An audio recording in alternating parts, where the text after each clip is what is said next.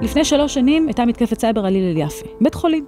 המתקפה שם השביטה את כל הרשתות של בית החולים, ברמה כזו שבמשך 3 ימים בכלל אי אפשר היה להיכנס למקום. אמבולנסים שרצו להביא חולים, בעצם נשלחו ללניאדו ולמאיר ולמקומות אחרים. תאר לעצמך עכשיו שיש פיגוע בשוק בחדרה. ומה עושים עם האנשים שכרגע צריך לפנות עם ה-20 אנשים, 10 מהם במצב קשה עד אנוש. רק הדלטה של במקום להגיע להלל יפה ולנסוע למאיר או ללניאדו, יכולה לעלות בחיים של בן אדם. אם פעם פחדנו מהשלב השני בפיגועים, זאת אומרת, יש פיגוע, ואז אחרי חצי שעה התוקף מפעיל עוד מטען, כמו שקרה בבית ליד וכאלה, אז אנחנו פתאום מתמודדים עם אירוע שוואלה, אנחנו לא יכולים כרגע להגיע לבית החולים. אני מניח שמנויים יצפו בסרטון הזה לפני שיגיע 7 באפריל, שזה ככה יום מסורתי של מתקפות סייבר בשביל להתכונן אליו ולעזור לכם לקראת מתקפת הסייבר הבאה שלכם. הבאנו את עינת מירון שעוזרת לארגונים להתמודד עם מתקפות. שלום. שלום, כיף להיות פה. כיף שאת פה, אבל האמת אני עושה קצת פחות כיף בעניין ההבטחה. בוא נתחיל תלוי למי, אתה יודע. בוא נתחיל במוריה אסרף, כי זה ככה נושא שאני חושב שיעזור לנו דרך העולם הפיזי להתמודד עם עולם הסייבר. מוריה אסרף, עיתונאית מוערכת, או אולי אובר מוערכת, ישבה במשרד ראש הממשלה והתחילה לחטט במגירות. איך דבר כזה קורה? זאת נקודה כואבת, כי זה מחבר אותנו לנושא שהוא עם פוטנציאל מאוד מאוד גדול להפוך לאירוע סייבר, אבל גם בעצם מבהיר כמה כל נושא הנהלים שאנחנו חיים לפיהם, הוא סוג של בדיחה לא יעילה, כי אתה מצפה שבמשרד ראש הממשלה, שמנוהל ומאובטח על ידי טולים של שב"כ, לא יקרה דבר כזה. לא יהיה בן אדם שלמשל מסתובב בלשכה לבד, ללא ליווי. לא יהיה מצב שבן אדם יישאר בחדר, ולא יוציאו אותו כשאין אף אחד מהלשכה בחדר וינעלו אותו.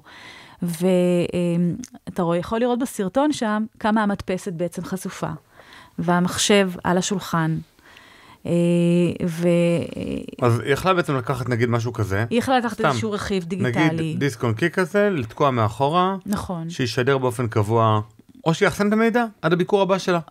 או שגם פשוט להכניס אותו, ואם יש לה גישה והיא יודעת איך לתפעל איזושהי מקלדת כלשהי, אתה יודע, פעם עמדתי מאחורי האקר מאוד מאוד מפורסם בכנס, ובכניסה, בגלל שזה היה גם עם נאום של ראש ממשלה, שב"כ שאלו, יש עליך נשק. אז אמר, only my keyboard. וזה בעצם המשחק. אז אם היא מיומנת בעבודת מקלדת, מה שנקרא, היא יודעת מהר מאוד, בתוך דקות ספורות, תשמע, אנחנו גם רואים את זה בסרטים, זה לא מגיע משום מקום. מה שרואים בסרטים מגיע מהמציאות.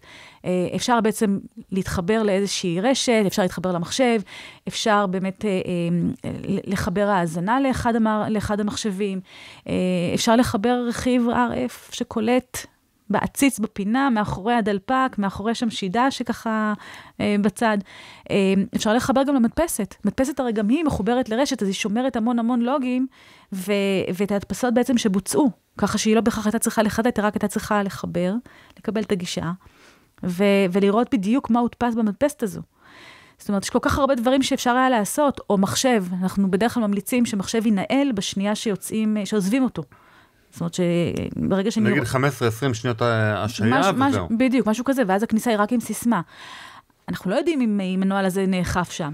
בקיצור, הפוטנציאל שלה או של כל אורח, ותשמע, אנחנו מכירים את זה, כי בדרך כלל בארגונים, אתה מעגל פינות עם אנשים שאתה מכיר. אני עובדת עם ארגון ביטחוני. אז הקב"ט כבר, בפגישה השנייה והשלישית והרביעית, פחות היסטרי אם אני אכנס עם מדבקה על הטלפון. זאת אומרת, אני נכנסת מן הסתם, כי ככה צריך להיות, אבל אף אחד לא בודק, אף אחד לא מוודא שאכן זה נשמר. אז אני יכולה להוריד אותה בדרך, אני יכולה להגיד, נפל לי. כשאתה עובד במקום שאתה ככה כבר מרגיש בבית, מעגלים איתך פינות. וזו דוגמה לעיגול פינות מאוד מאוד לא נכון ולא הגיוני, שיכול להסתיים אחרת. זאת אומרת, נגיד בארגון ביטחוני, שלפחות אני מכיר, אני לא יודע אם רמזת אליו. לא בהכרח. נגיד ברפאל, אז כל אורח צריך להיות עם מדבקה לטלפון, פה בסלפי, וגם פה בצד השני. נכון. ובעיקר גם לא להיות עם טלפון סיני, זה בכלל, הם לא מרשים. לא, גם נכנסתי עם הטלפון הסיני שלי. הבנתי, אז לעובדי רפאל מותקנת בעצם תוכנה שעוזרת לשמור על ביטחון המידע. מה בכלל הסכנות? בוא נדבר רגע על עולם הסייבר, על הסכנות עצמן שיכולות להיות בתוכו. הסכנות הן, באמת, כמו שאמרתי קודם, בוא נסתכל על מה שקורה בסרטים, זה מגיע משם בסוף. זאת אומרת, התוקפים והתסריטאים הם אתה יודע, זו אותה יצירתיות לצורך העניין. הסכנות הן מאוד מאוד רחבות, ותלוי באמת איך אנחנו, מה אנחנו... זה, אבל למי שלא ראה סרטים, זאת אומרת, כמו בסרטים, איזה סכנות? אז תראה, אנחנו יכולים קודם כל להתחיל, אתה יודע, אני אתן לך דוגמה קלאסית. לפני 3 שנים הייתה מתקפת סייבר על הלל יפה. בית חולים גדול, נכון? בחדרה. המתקפה שם השביטה את כל הרשתות של בית החולים, ברמה כזו שבמשך 3 ימים בכלל אי אפשר היה להיכנס למקום. אמבולנסים שרצו להביא חולים, בעצם נשלחו ללניאדו ולמאיר ולמקומות אחרים. תאר לעצמך עכשיו שיש אירוע, שיש פיגוע בשוק בחדרה. וצריך, ומה עושים עם האנשים שכרגע צריך לפנות עם 20 אנשים, 10 מהם במצב קשה עד אנוש. צריך לפנות לבית חולים. רק הדלטה של במקום להגיע להלל יפה ולנסוע למאיר, או ללניאדו, יכולה לעלות בחיים של בן אדם. זה פיגוע.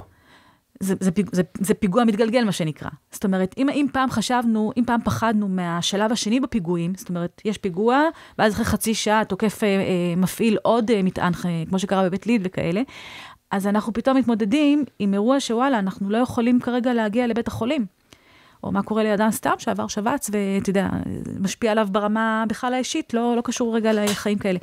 אז אנחנו מדברים על השלכות שהן מאוד מאוד נרחבות, גם כספיות. תחשוב שבית החולים עכשיו איבד פציינטים, איבד ניתוחים אלקטיביים שהוא היה צריך לבצע, דברים נדחו, זאת אומרת, יש פה אובדן כספי. מה קרה שם אבל? בהלל יפה, זה אירוע מצחיק. נתחיל בזה וזה אולי יקשר אותנו לנושא אחר, שגם עליו מנהלים צריכים לתת את הדעת. 1 חודשיים קודם לאירוע, הלל יפה עברו מבדק איזו תקינה לגיטימית, בינלאומית, יש גם תקינה בעולמות הבטחת המידע, 27001, והם עברו את המבדק לטענתם בהצטיינות. מה זה לטענה? אתה קבל תעודה בסוף. נכון, אבל אתה יכול לעבור את המבדק אם יש לך מה לשפר, או ביצעת את המטלות, את מה שהשאלון בעצם בודק, ואתה יכול, מה שנקרא, וואו, עשית את הכל מעל ומעבר, אנחנו ממש, אין לנו מה לבדוק אצלך. ופשוט יצא שהתראיינתי בנושא הזה, והמנכ"ל של בית החולים היה איתי בראיון, והוא ממש התגאה בזה, אמר, עברנו את המבדק בהצלחה יתרה. זה היה הציטוט שלו. אז אני שואלת, אם עברת את המבדק בהצלחה יתרה, איך יכול להיות שהתוקף חדר לרשת האדמיניסטרטיבית שלך, לרשת התפעולית שלך, וממנה לרשת הגיבוי שלך. זאת אומרת, אפילו לא החלפת סיסמאות בין הרשתות. אז איך בדיוק עברת את מבדק האיזו בהצלחה יתרה? משהו בבדיקה כנראה לא תקין. או שהסוקר שלך לא עשה את העבודה שלו כמו שצריך. והנה, היה שם איזשהו פט שלא התקנו אותו בזמן, ושיצר איזשהו קושי שם שלא זיהו אותו, לא ידעו, לא משנה, זה כבר פחות מעניין. אבל העובדה היא שבאמת 3 רשתות, שכל אחת אמורה לעמוד בפני עצמה, הרי אם היה להם גיבוי, אז נכון, אז הרשת נופלת, השערים ננעלים, מערכות המחשוב נופלות, קורה. הגיבוי אמור להחזיר אותך לפעולה תוך 12, 15, 72 שעות. בהלל יפה לקח להם לחזור ל-80% מהקפסיטי שלהם אחרי 54 ימים. מה? 54 ימים. אתה רוצה עוד אספקט של האירוע הזה? אתה ואני... 54 ימים? 80% מהקפסיטי, לא 100%. ותוסיף לזה שהאירוע, לפחות לפי הצהרות מדווחות של מערך הסייבר, עלה לך ולי כמשלמי מיסים 30 מיליון שקל. כשאתה מדבר עם אנשים בתעשייה... 30 מיליון שקל, הנזק או העלות? העלות של הטיפול באירוע. בכלל לא הנזק. יכול להיות שהנזק פי כמה? שלא היו ניתוחים, שאנשים מתו, נכון, כן, שיש... תשלום לצוות בינתיים, נכון, תקורות, עניינים, כן. אבל 30 מיליון, וקפצת על 30, חכה. לא, 30 מיליון לא מעניין אותי.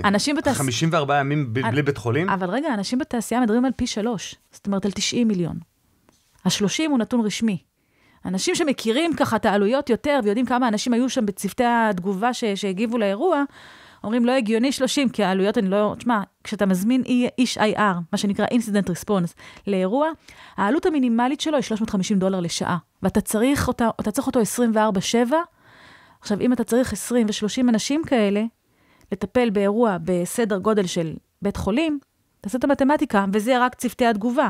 מה עם אנשי תקשורת שצריכים לעבוד שם, אנשי סיסטם, ומה עם להחליף תשתיות, עם לקנות שרתים חדשים, ותחנות עבודה, ונקודות קצה, ומסופונים, ולתחזק, כמו שאתה אומר גם, יש גם איזשהו גאפ באמצע, שנוצר בין, יש לי אירוע, הוא עולה X, כי אלה העלויות הנקודתיות שאני צריך כדי לתפעל אותו, ומה עם באמת העלויות הנלוות, שקשורות אני עדיין צריך לשלם משכורת, אני עדיין צריך לשלם את התקורות של המקום, ארנונה, חשמל, מים, עניינים.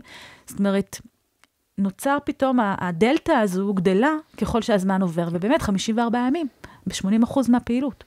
אוקיי, אז חוץ מלהחליף סיסמאות, או בעצם מה קרה שם? מה היה האירוע?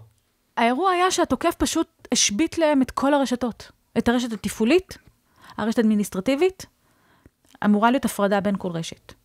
כל רשת אמורה בעצם, רשת תפעולית, אם נקביל את זה למשל לעולם התעשייתי, אז יש את העולם של, אני עכשיו חברת חשמל לצורך העניין, יש לי את הרשת שלי של אנשי הכספים שעובדים עליה, אנשי HR שעובדים עליה, רשת, אתה יודע, רגילה, שירות לקוחות, מרקטינג, הדברים האלה. אבל יש לי גם רשת OT. ורשת ה-OT היא רשת התפעולית שלי. הרשת התפעולית היא בעצם מחזיקה את הבקרים, את פסי הייצור. אתה יודע, ניתן דוגמה אחרת, כדי להבין, אפרופו נבהלת מה-54 ימים, אבל זה לסבר את האוזן לגבי באמת כמה הרגולציה פחות יעילה בכל מה שקשור באירועי סייבר. כלורוקס היא חברה אמריקאית גדולה מאוד, נסחרת בנסדק, מחזור ההכנסות שלה הוא $8 מיליארד.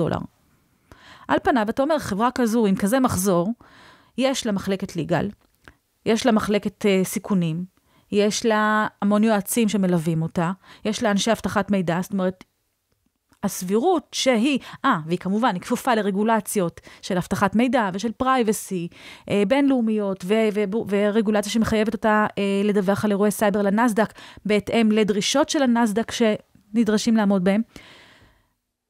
תוקף שלח להם לינק למנהלים דרך לינקדין. רשת עסקית, חברתית. מכיר? כן. מה, זה כמו לשלוח בוואטסאפ. כן, אבל הוא שלח בלינקדין, משהו כזה, לגבי חיפוש עבודה, משהו כזה. מישהו מהמנהלים לחץ, אותו תוקף, קודם כל הגיע לרשת התפעולית שלהם, השוטפת, סליחה, הרשת האדמיניסטרטיבית השוטפת שלהם. משם הוא דילג, גם הוא הצליח להגיע לרשת ה-OT שלהם, למפעלים. ושם הוא פשוט שיבש להם את עבודת פסי הייצור למשך חודש וחצי, והוא השביט להם 28% מפסי הייצור.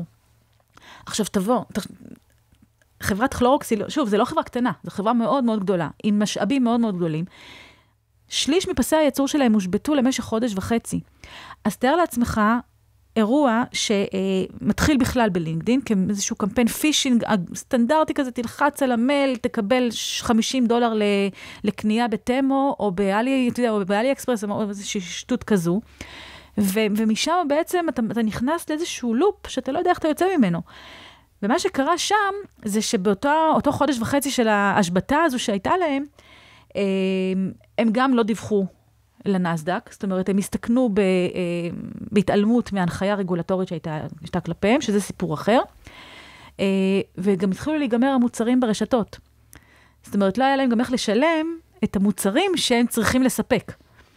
ואז נוצר, כמו שאתה אומר, גם על בית חולים, אתה אומר, אין ניתוחים, אבל הנה גם פה אין עכשיו אקונומיקה לשים על המדפים. האמת היא, עכשיו, אתה יודעת, כל סביבת ראש הממשלה נחקרת, ויש בלגנים וזה, אפשר לדבר על זה גם בהקשר של סייבר, בטח. אבל אני חייב לומר שכשאני התנהלתי מול סביבת ראש הממשלה באיזשהו עניין, הם מאוד זהירים, והם לא פתחו לינקים אמרו לי, תשלח לי רעיון לדוגמה, אז שלחתי רעיון לדוגמה, אמרו לי, לא, אנחנו לא יכולים לפתוח לינק. אמרתי להם, אז איך אני אשלח לכם? אמרו, תגיד לנו איך לחפש את זה לבד.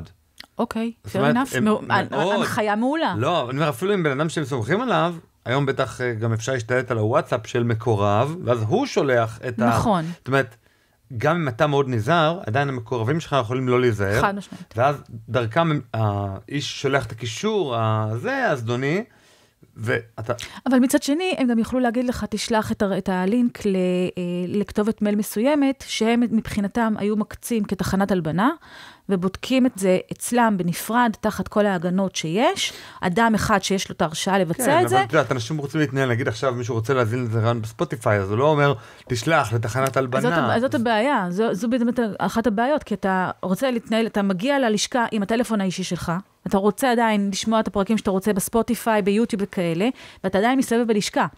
עכשיו, אפרופו פגסוס ודומיהם, אני תמיד אמרתי, עוד כשפרשת פגסוס התפוצצה, אני אמרתי, עצם העובדה שהיא התפוצצה רק עכשיו, ושב"כ לא ידע שהיא התפוצצה, אומרת שיש פה בעיה, כי אם שב"כ ידע ואפשר את השימוש בפגסוס, בעייתי, היום אנחנו מבינים אתה יודע, 3 שנים אחורה אנחנו מבינים את המשמעויות, אבל אם שב"כ ידע ואפשר, זאת בעיה. אם שב"כ לא ידע, זאת גם בעיה.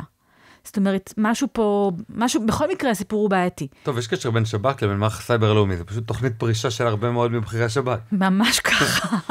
הרמת לי יפה. זה לא אמור להיות ככה. הרמת לי מצוין, לא יכולתי, זה ממש ככה. אני חושב שפעם ראשונה חשבתי על זה, כשאחד הקצינים הבכירים של 7 לאוקטובר שנכשלו, פשוט מצאו לו תפקיד שם. אמרו לו, בסדר, תעשה שם תפקיד, תצבור דרגה עד אלוף או משהו כזה.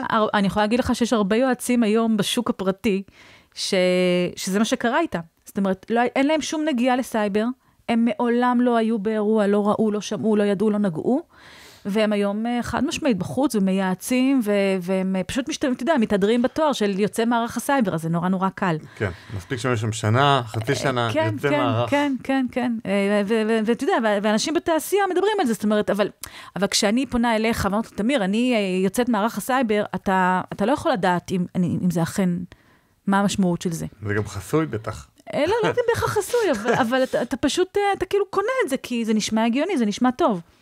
אז אם אמרו אם אמרתי שאני מהמערך, אז מה, אז הכל בסדר, יאללה, בואי, בטח. אוקיי, אז כאן יש לנו לינקים זדוניים שיכולים לגרום לפריצה לטלפון, למערכות, אפילו אם יש לנו את כל נקרא לזה.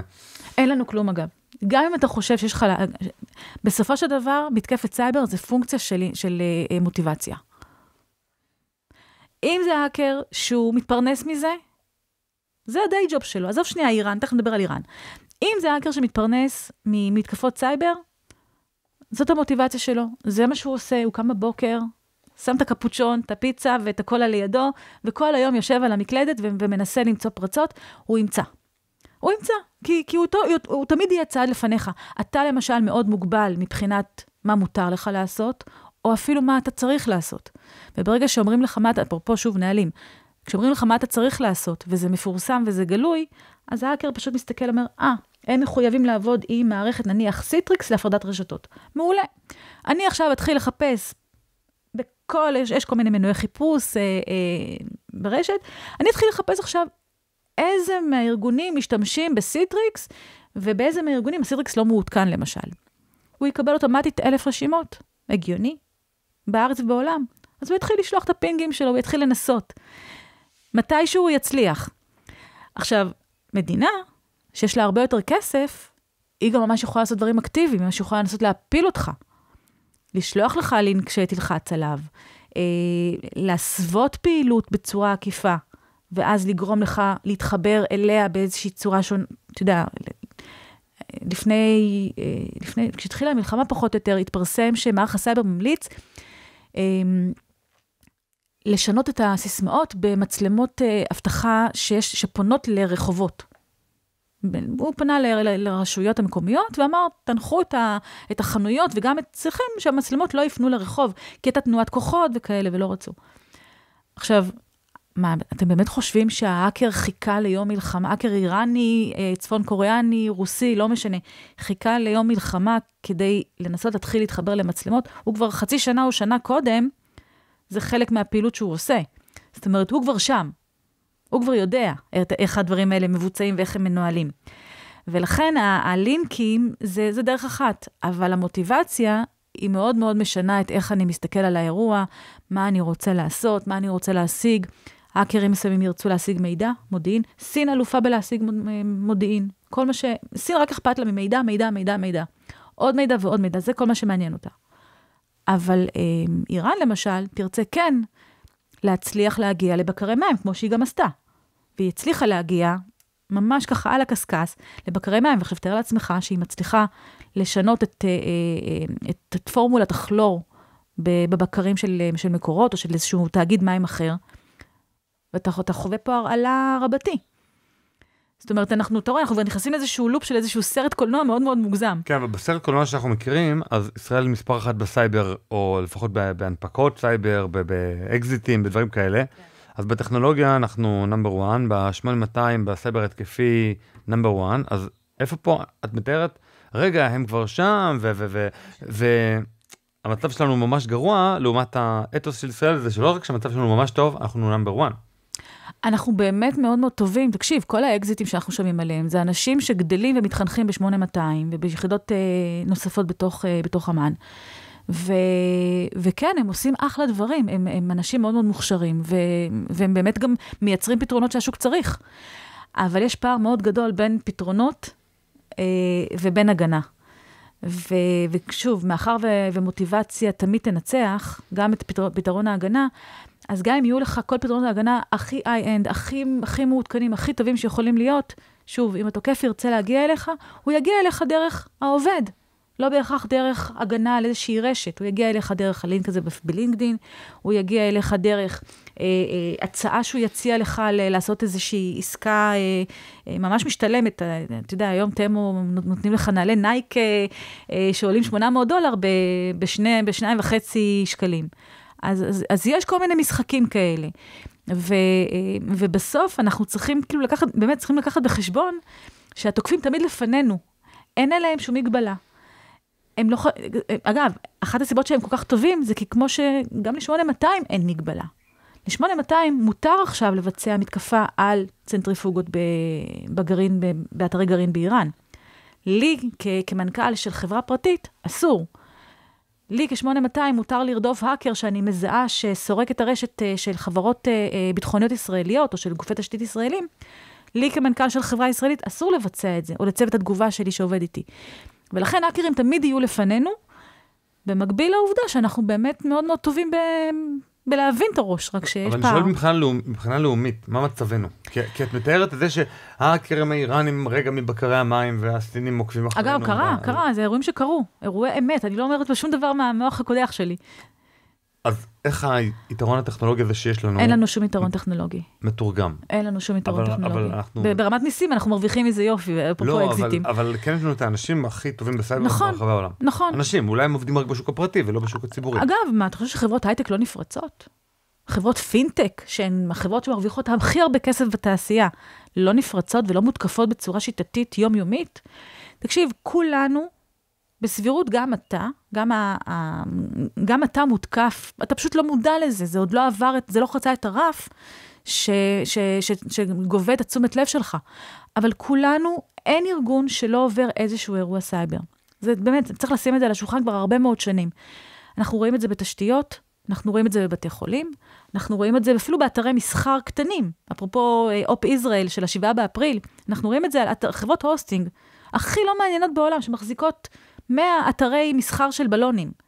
אנחנו רואים שהן נפרצות ומחליפים להם את דף הבית במסרים פרו-פלסטינים. עכשיו, על פניו זה לא כזה משמעותי. אז נכון, אז יחליפו את הסיסמה בחזרה, יעלו את הגיבוי והכל בסדר, והאתר יחזור לעצמו די מהר. אבל תראה לעצמך, אותה חנות, אני רגע קופצת באמת לשורה התחתונה של הפער הזה בין היכולות שלנו לבין כל חברה היום שעושה סליקה דרך האינטרנט, שמתפרנסת מאתר אינטרנט, ותחטוף את האירוע הזה באופ ישראל ב7 באפריל, לא תוכל להרוויח כסף יומיים 3, אתה יודע, תאבד מההכנסות שלה בימים האלה. אז צריך לקחת בחשבון שכולנו חדרים בסוף. השאלה היא באמת, מה הרף מהו אותו שלב פרוץ, שהתוקף מחליט להראות לנו, הנה, אני כאן, פגעתי, עשיתי, הגעתי אליכם. יכול מאוד להיות שאתה כרגע מותקף, אתה פשוט לא יודע, כי כרגע נניח הפינגים במרכאות על הרשת שלך, על האתר שלך, הם ברמה כזאת שעוד לא מייצרים לך את הנזק, הם עוד לא מאיטים את התקשורת, הם עוד לא מאיטים את הכניסה, את הטעינה של האתר. יכול מאוד להיות שבעוד חצי שעה, שאז התוקף החליט שזהו, הגעתי פה, אני יש לי כבר מה להראות, אני כאן, יכול להיות שבנקודה הזאת, אתה פתאום תרגיש איזשהו הבדל אחר. ולך בפועל אין כל כך מה לעשות מול זה. אלא אם כן אתה נערך מראש, אתה לוקח בחשבון באמת מהם הסיכונים שלך, ואיך אתה מטפל בהם. וכשאנחנו מדברים על פתרונות, וכמה אנחנו מדינה מדהימה בהיבטים האלה, אני אחזיר אותך לאירוע מהעבר הרחוק, 5 שנים אחורה, שירביט. אני רק נעשה ספוילר למי שלא זוכר, במדינת ישראל חברת ביטוח נסגרה, ונמכרה במחיר של 90 מיליון שקל, שזה גרושים. זה מחיר בדיחה לחברת ביטוח ותיקה, שהעסיקה 200 עובדים, והייתה אחת החברות הדומיננטיות בארץ, הייתה בעשירייה. מה היה שם? גם כן, תוקף ישב במשך 4 חודשים ברשת שלהם. הוא ישב בשקט. היו להם על פניו כל פתרונות ההגנה הקיימים. כולל אגב מערכת שנחשבת לרולס רויס של המערכות למניעת דלף מידע. כשאתה מסתכל, יש לי צילום מסך של זה, אתה רואה שהמערכת מחוברת לרשת, אבל לא מותקנת. זאת אומרת, שמו 250,000 שקל, אם אני לא טועה, על המערכת, חיברו אותה. המערכת, אגב, עברה אישור דירקטוריון, עברה אישור מנמ"ר, מנהל מערכות מידע, הבטחת מידע, כולם ידעו כי זאת השקעה מאוד מאוד גדולה, אבל בפועל המערכת לא הותקנה, מה שאפשר לתוקפים לשבת 4 חודשים ברשת, בלי הפרעה, וכל פעם להוציא עוד פאקט, ועוד חבילת תקשורת, ועוד כמה קבצים, ועוד מסמכים, עד השלב שבדצמבר 20, הם יצאו, הם בעצם אמרו, אנחנו כאן. ואז כבר היה מאוחר מדי. ואני מזכירה לך ששירביט הייתה חברת הביטוח, שביטחה את כל מכרז חשקל. וכתוצאה מזה, המון עובדי מדינה, מבוטחים אצלה, כולל אנשי ביטחון, ואז התחיל בלגן גדול. מה עושים עם אנשים שמערכת הביטחון? פתאום מספרי הרכב שלהם גלויים, והכתובת שלהם בבית, וכמה ילדים יש, זאת אומרת, פתאום אתה נמצא באירוע שהוא הרבה מעבר למה שחשבת, למרות שעל פניו הייתה לך את הטכנולוגיה, והיה לך גם את הכסף להגן על עצמך. אבל משהו לא עבד. כי משהו בהיערכות שלך, בחשיבה שלך, טוב, קניתי מערכת, מצוין, המערכת עשתה עבודה. לא עובד, לא מספיק. ושירביט, אני גם מזכירה, אפרופו תחילת שיחתנו, גם היא הייתה מגובה בנהלים וברגולציה של שוק ההון, ושל הבורסה, של עמיתי הבורסה, אתה יודע, זאת אומרת, היה לה את המעגל שהייתה אמורה בעצם לבצע לפחות את ההתקנה של המערכת, כבר שילמת עליה. 4 חודשים תוקף יושב ברשת. עכשיו, אנחנו יודעים שפחות או יותר זה ממוצע. פעם זה לקח יותר זמן, פעם תוקף יכל לשבת ברשת 1.5 שנה. יש גם אירוע מאוד גדול במריוט, שתוקף היה 4 שנים. מריוט רשת בתי המלון, עשתה רכישה של חברת תוכנה, תוקף ישב בחברת התוכנה 2, מריוט רכשה את חברת התוכנה, מערכת שעושה ניהול של חדרי בתי מלון, זאת אומרת, כל ה-CRM של בית המלון, ופשוט העבירה את התוקף יחד עם המערכת הזאת לתוכה לעוד 2. זאת אומרת, תוקף ישב ברשת שלהם 4 שנים. אתה יכול להגיד לי, איך הגיוני, מה? למריוט לא היו מערכות הגנה? היו מערכות הגנה. אז מה? זה אומר בסוף, גם היום, בית חולים מעייני הישועה, אני מלאת דוגמאות, כי זה, אתה רואה, זה פשוט לא, זה קורה כל הזמן. בית חולים מעייני הישועה שנה שעברה, גם כן. תוקף, ניצל חולשה, שלא נותחה נכון כנראה, במערכת ה-EDR, מערכת שבעצם מזהה תחנות, בעצם היא כמו סוג של אנטי-וירוס מעודכן. אני מדברת דמגוגית טיפה, כי אתה יודע, זה לא שיחה טכנולוגית, אבל פשוט זה היה איזושהי פרצה במערכת הגנה דווקא, במערכת שאמורה להגן על בית החולים. וגם שמה, השבית את המקום.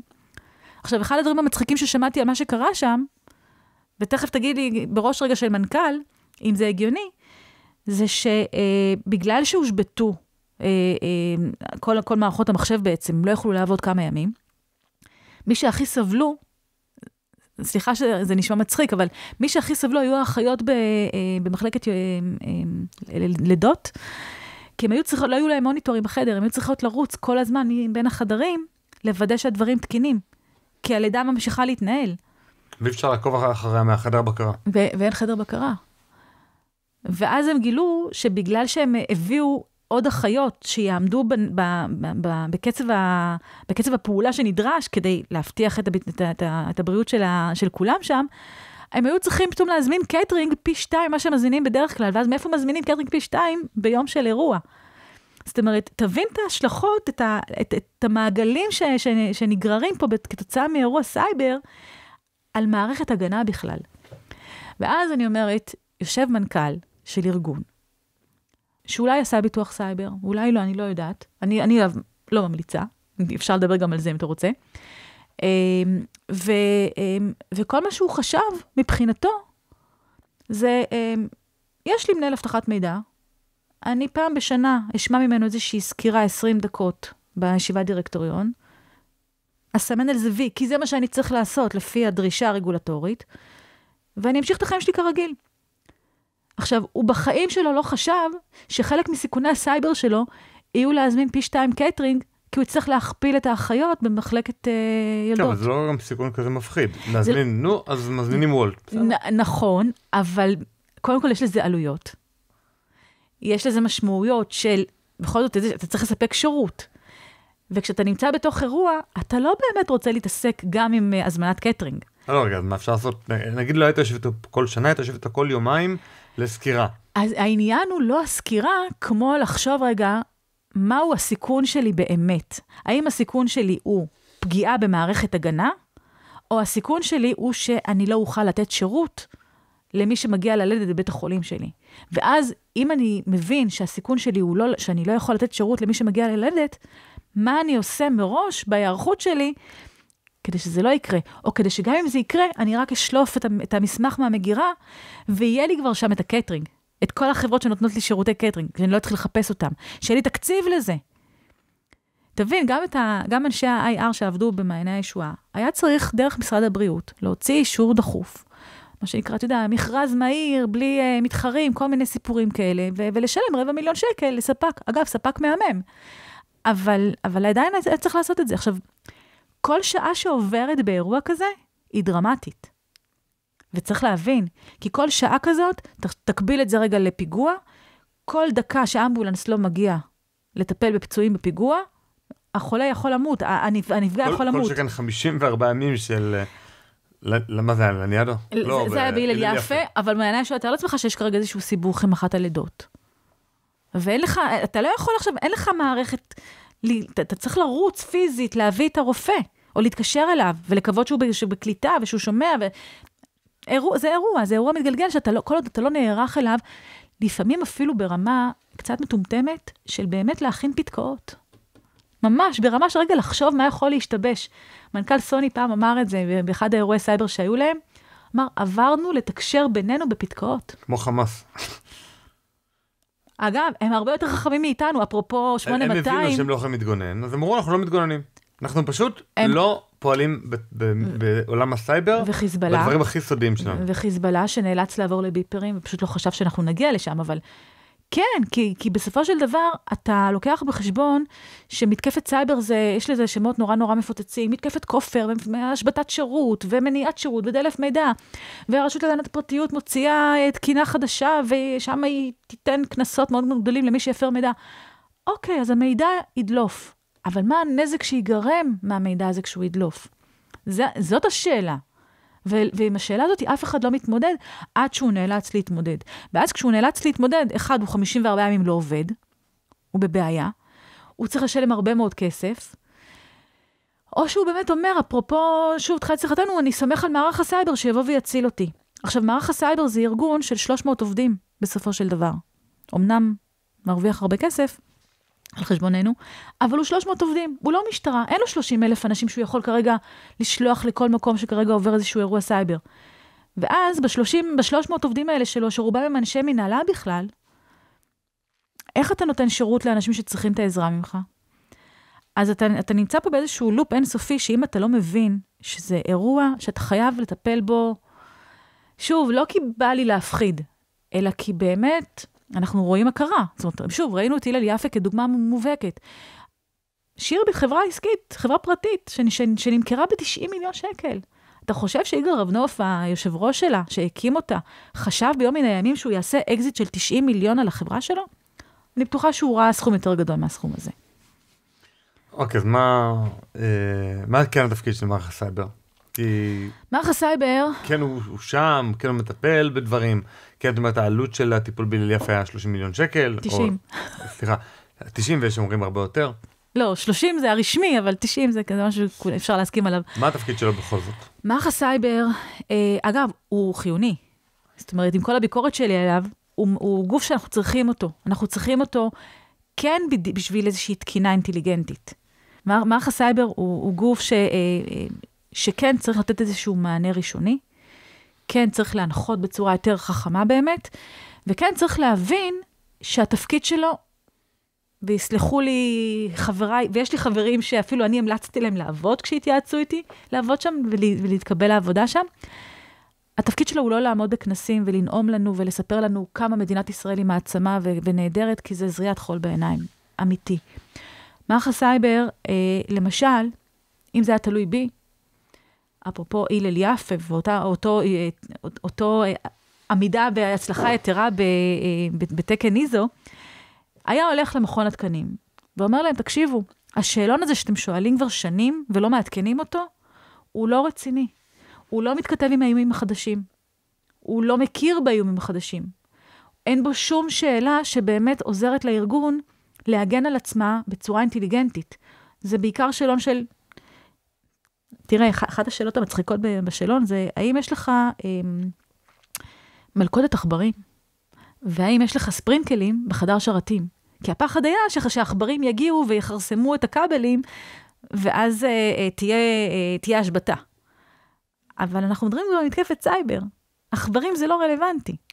תוקף ברגע שהוא משיג אחיזה ברשת, זה לא יעזור כרגע אם המקום נשרף וקיביתי את השריפה. השליטה היא בידיים שלו. הוא יכול כרגע לנהל את האירוע מבחינתו, לעצור, לגרום לך לחשוב שהכל בסדר, גם בשירביט אגב, הוא שבועיים עצר, חשבו שהאירוע יסתיים, שהם טיפלו בו, שהכילו אותו, שהכל נגמר, ואז פתאום שבועיים אחר כך הוא הדליף עוד כמות גדולה של חומר. אז אנחנו חוזרים בכוונה אחורה כדי להראות, חבר'ה, אנחנו לא השתנה הרבה, מאז שקיבלנו הוכחות מוחשיות, ממשיות לסיכונים האלה. אז אני הייתי מצפה שמערך הסייבר למשל ילך למכון התקנים, ויגיד להם את זה, בואו נשב רגע, בואו נעשה איזשהו סיור מוחות, אתם ואנחנו, ונעדכן את השאלון, בואו נתאים אותו לזמננו, בואו נתאים אותו ל-2020-30, שזה עוד 4.5 שנים.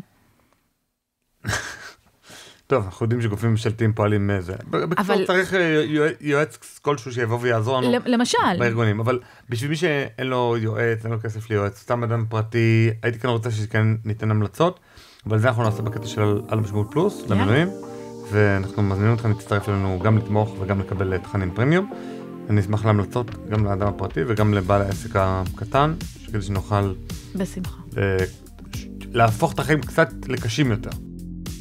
היי, אם האזנתם עד לפה, ממש אשמח שתקדישו עוד דקה אחת מזמנכם. תיכנסו לקישור, כאן למטה, ותתמכו בנו באמצעות מנוי לעל המשמעות פלוס ב-60 שקלים לחודש. המנוי יעניק לכם גישה מלאה ליותר מ-200 פרקים בלעדיים של הפודקאסט, שתוכלו להאזין להם באפליקציית הפודקאסטים האהובה עליכם.